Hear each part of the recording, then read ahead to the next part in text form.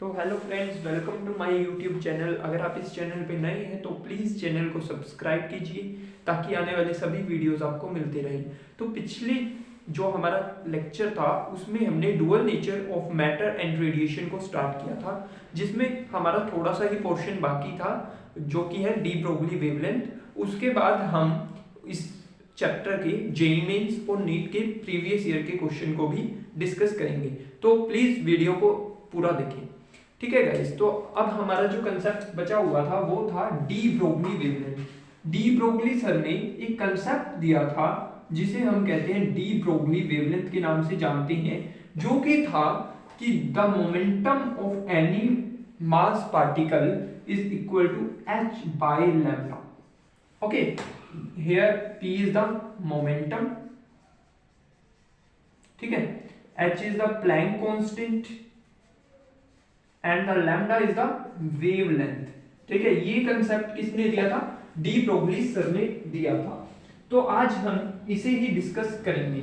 तो क्या है, अब देखिए, इसे मैं थोड़ा सा सिंप्लीफाई करके कुछ ऐसे लिख सकता हूं, lambda is equal to h by p लिख सकता हूं, इसे लिख सकता हूं, कोई इशू नहीं है। और p क्या होता है? p is the momentum. Momentum क्या होता है? Mass into velocity. तो लैम्डा आपका आ गया जी h by mv, ठीक है, where m is the mass of that particle mass and v is the velocity। तो हम ऐसा भी इसे लिख सकते हैं। तो इसी से ही हमारे दो चार फॉर्मूले तो ऐसे ही डिराइव हो जाएंगे डी ब्रोगली, बस ये इक्वेशन से। अब देखिए, अब जो हमारा काइनेटिक एनर्जी होता है वो क्या होता है? हाफ एम वी स्क्वायर होता है हमारा काइनेटिक एनर्जी, ठीक है। तो अब देखिए, मैं m की यहां से वैल्यू निकाल सकता हूं, या फिर आप v की यहां से वैल्यू ले लीजिए। v क्या आएगा? v is the 2k by m का अंडर रूट, ठीक है। अब आप इसमें सब्स्टिट्यूट कर दीजिए जरा, तो क्या आएगा? Lambda is equal to h by m को m ही रहने दीजिए into under root 2k by n। तो m से अगर रूट m से हम डिवाइड करेंगे तो ऊपर क्या बचेगा? रूट m बचेगा। तो इसे मैं ऐसा लिख सकता हूं, lambda is equal to h by under root 2m k।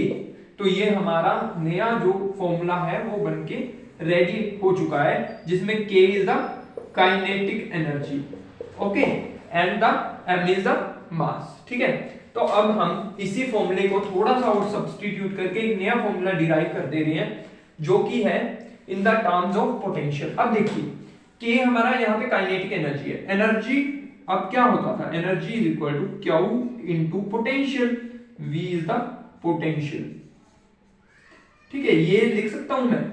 अब ये भी एनर्जी, ये भी एनर्जी। तो लैम्डा का जो नया फॉर्मूला आ गया है, lambda is equal to h by under root 2m और k ये वाला k, यानी कि ये वाली energy which is QV, where V is the potential, Q is the charge and m is the mass। तो ये भी हमारा एक नया फॉर्मूला बनके रेडी हो चुका है। तो प्लीज आप एक बार स्क्रीनशॉट ले लीजिए ताकि हम आगे मूव ऑन कर सकें।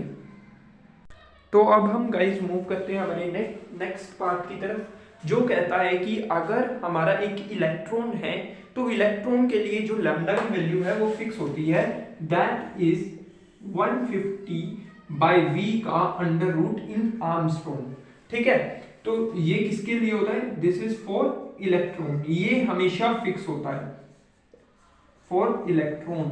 अगर आप जेईई मेंस देने जा रहे हैं और नीट देने जा रहे हैं तो ये बहुत इंपॉर्टेंट फॉर्मूला है, क्योंकि ये नया सा एक फॉर्मूला है जो कि इलेक्ट्रॉन के लिए फिक्स रहता है। तो अब अगर हम एक क्वेश्चन ले लें कि आपको वेलोसिटी दी होगी, अगर कह दे कि electron is moving with velocity this, what is the wavelength of that electron, तो आपको ये फॉर्मूला लगा करके डायरेक्ट वेवलेंथ मिल जाएगी इन आर्मस्ट्रॉन्ग। कई बार वो कंफ्यूज करने के लिए, जैसा कि जेईई मेंस में होता है नैनोमीटर, मीटर, कुछ में भी पूछ सकता है, तो आपको ध्यान रखना है कि वो आर्मस्ट्रॉन्ग में आपको वेवलेंथ मिलेगी। तो आपको उसके बाद कन्वर्ट कर देना होगा उस वेवलेंथ को इन नैनोमीटर या मीटर, कुछ भी, ठीक है। और जो हमारा अगला फॉर्मूला है कि जो वेवलेंथ है for a gas molecule is fix as h by under root 3 mkt, where T is the temperature, K is the Boltzmann constant है K, और m is the mass of gas। ठीक है, तो ये दो फॉर्मूले थोड़ा नए थे, इसलिए मैंने ये अलग से लिख के आपको बता दिए हैं। आप प्लीज इसका भी एक बार स्क्रीनशॉट ले लीजिए। फिर हम मूव ऑन कर रहे हैं हमारे नेक्स्ट पार्ट की तरफ। उसके बाद जो हमारा कंसेप्ट आता है गाइस, वो आता है डेविसर एंड जर्मन एक्सपेरिमेंट का। डेविसर एंड जर्मन दो साइंटिस्ट के नाम हैं जिन्होंने डूल डी ब्रोगली का जो वेवलेंथ था उसी के कंसेप्ट पे इन्होंने अपना एक्सपेरिमेंट किया, और इनके एक्सपेरिमेंट से एक बात निकल के सामने आई जो बहुत इंपॉर्टेंट बात है, और जहां से जेईई मेंस और नीट में भी क्वेश्चन बन जाता है। That is lambda is equal to 1.227 by root V in nanometer पास। आपको ये ध्यान में रखना है इसका, क्योंकि थ्योरी में ज्यादा इससे क्वेश्चन नहीं पूछा जाता है, तो इससे डायरेक्ट ये क्वेश्चन आता है यहां से, तो इसलिए मोस्ट इंपॉर्टेंट ये भी फॉर्मूला है, और आप इसका भी एक बार स्क्रीनशॉट ले लीजिए। फिर अब हमारा ये चैप्टर एक बार कंप्लीट हो चुका है, अब हम जेईई मेंस और नीट के पिछले सालों के क्वेश्चन उठाते हैं। आप अगर स्क्रीनशॉट लेना चाहते हैं तो प्लीज एक बार ले लीजिए इसका।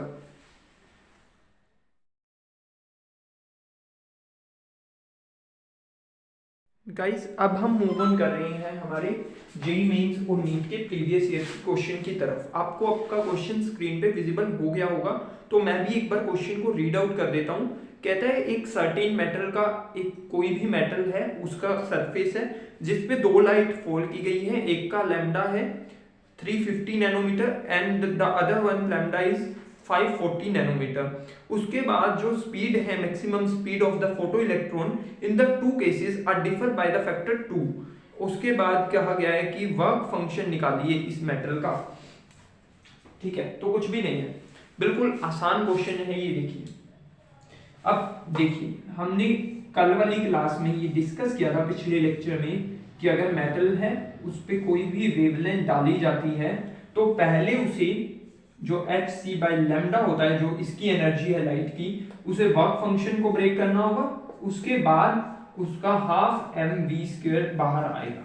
ठीक है, ये था हमारा कंसेप्ट। अब देखिए लैम्डा 1 आपको कह दिया कि 340 नैनोमीटर था, लैम्डा 2 आपको कह दिया कि 540 नैनोमीटर है।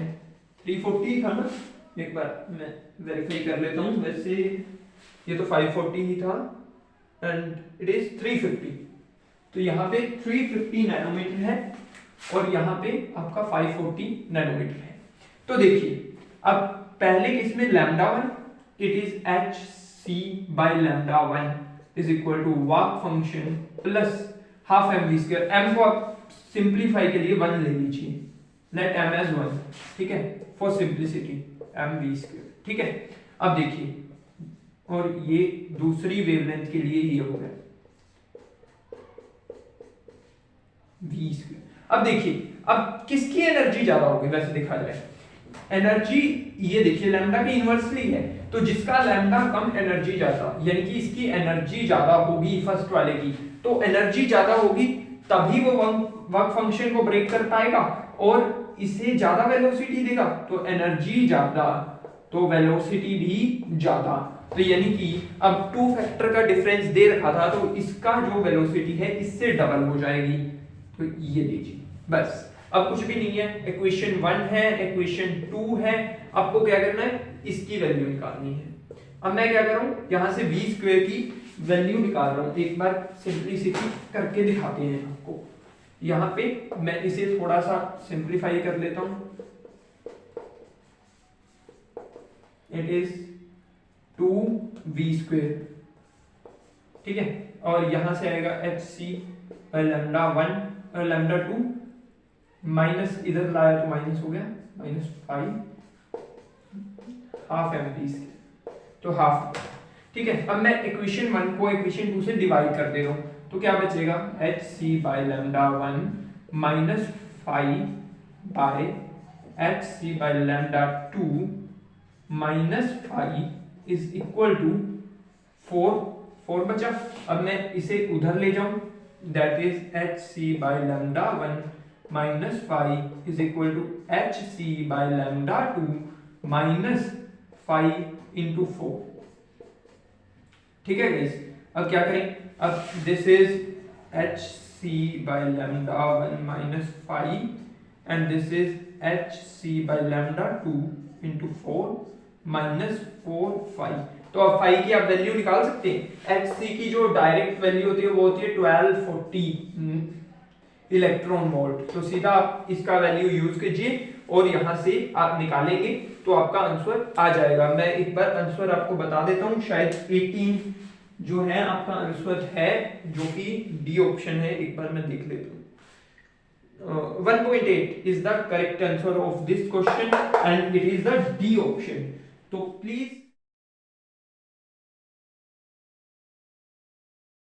चलिए गाइस, अब हम मूव ऑन करते हैं हमारे नेक्स्ट क्वेश्चन की तरफ। तो नेक्स्ट क्वेश्चन क्या कहता है, नेक्स्ट क्वेश्चन कहता है कि अगर एक फोटो सेंसिटिव सरफेस है, अगर उस पे हम monochromatic light of frequency F की फॉल करते हैं तो स्टॉपिंग पोटेंशियल जो है वो है -v0/2। अगर आप फ्रीक्वेंसी f/2 को पुट करते हैं तो जो स्टॉपिंग पोटेंशियल इज v0। ठीक है, तो थ्रेशोल्ड फ्रीक्वेंसी हमें निकालनी है यहां। तो देखिए, अब वही कंसेप्ट लगेगा, h mu is equal to work function plus stopping potential की टर्म में क्या होता था, EV0 होता था, where V0 is the stopping potential. तो अब कहा गया है कि अगर फ्रीक्वेंसी हमारी f है, यानी कि ये म्यू है, तो हमारा जो स्टॉपिंग पोटेंशियल इज V0/2। ठीक है, तो ये होता है, यहाँ पे मैं f कर दे रहा हूँ। ठीक है, और दूसरा हमारा जो केस दिया गया है दैट इज कि अगर ये f/2 है तो हमारा जो स्टॉपिंग पोटेंशियल है ये V0 हो जाएगा।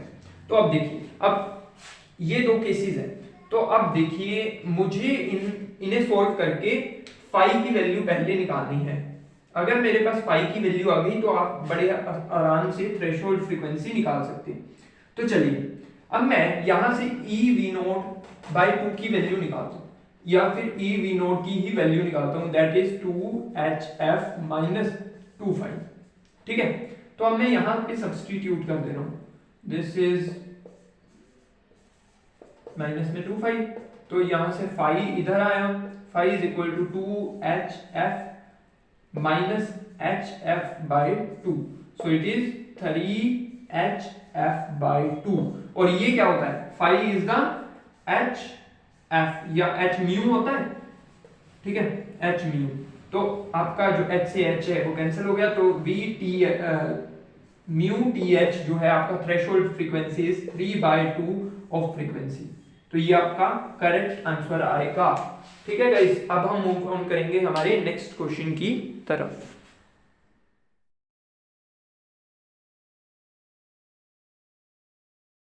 ये गाइस, अब हम मूव ऑन कर रहे हैं हमारे नेक्स्ट क्वेश्चन की तरफ।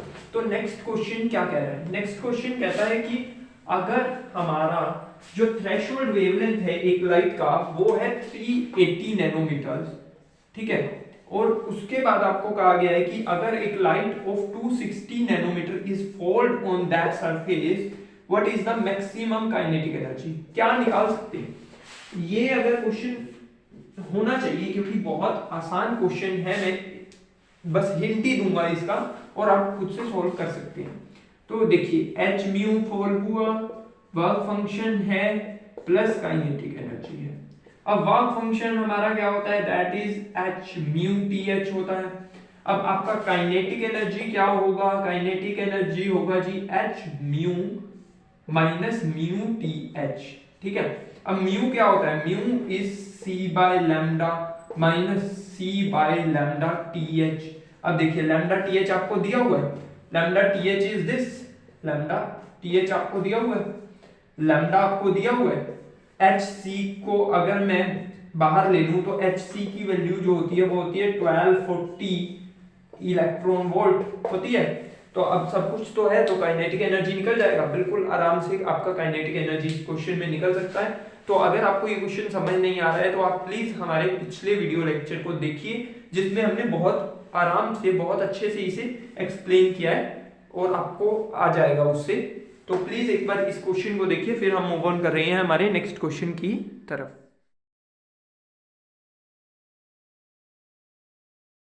तो गाइस मूव ऑन कर रहे हैं हमारे नेक्स्ट क्वेश्चन की तरफ। तो नेक्स्ट हमारा क्वेश्चन थ्योरेटिकल क्वेश्चन ही है, जिसका आपको सिर्फ आंसर ही याद रखना है और जेईई मेंस में आया हुआ क्वेश्चन है, तो आप अच्छे से इसे एक बार देख लीजिए। कहता है जी time by the photo electron to coming out after the photon striking is, कितना होता है जी, कितना टाइम लगता है फोटोन इलेक्ट्रॉन को बाहर आने में। तो ये आपको याद रखना है 10 - 10 सेकेंड, 10 की पावर -10 सेकेंड लगते हैं एक photo electron to come out. इसका कोई स्पेसिफिक रीजन नहीं है, ये आपको डायरेक्ट डाटाबेस एनालिसिस है, आपको डाटा ही इसका याद रखना है। तो आप देख लीजिए एक बार इसका डाटा, फिर हम मूव ऑन करेंगे हमारे नेक्स्ट क्वेश्चन की तरफ।